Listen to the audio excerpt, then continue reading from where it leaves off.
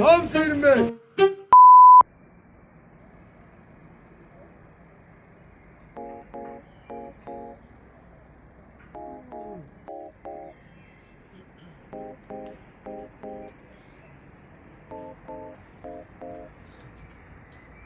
I couldn't fall asleep again.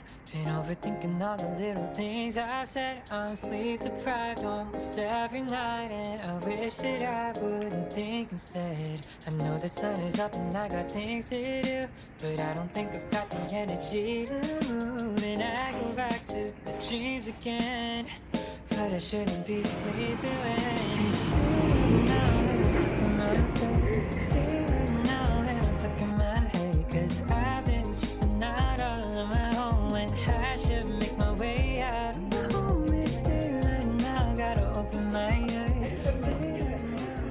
Çok sağ olun. Evet Hande Hanım sizi dinliyorum. Türkçe ben yavaş konuşayım. Hocam Tamam. ben konuşabilir miyim? Tabii ki. Hocam o yani açıkçası gece her Evet. akşam çok ateş geliyor. Evet.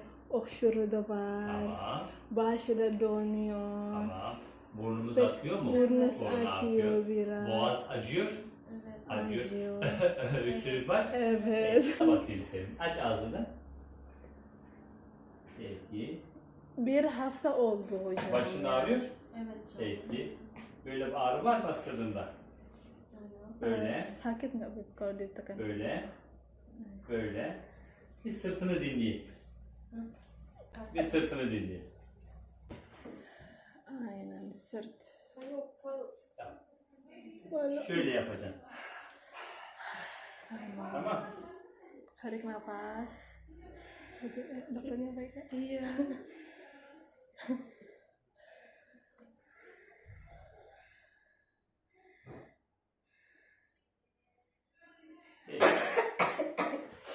Grip olmuş.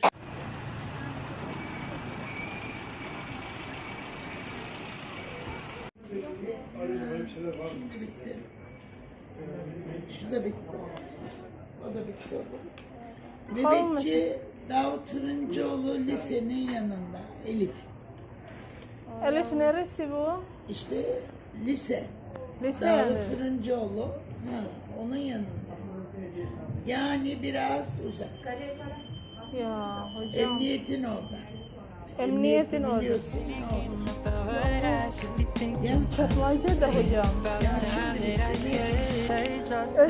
Şuralardaki yok mu?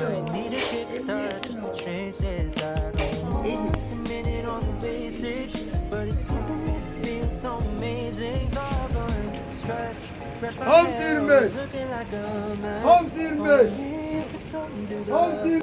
Give it a little more faith, I'll be set. And I hope that you'll miss it as I stay like now when I'm stuck in my bed.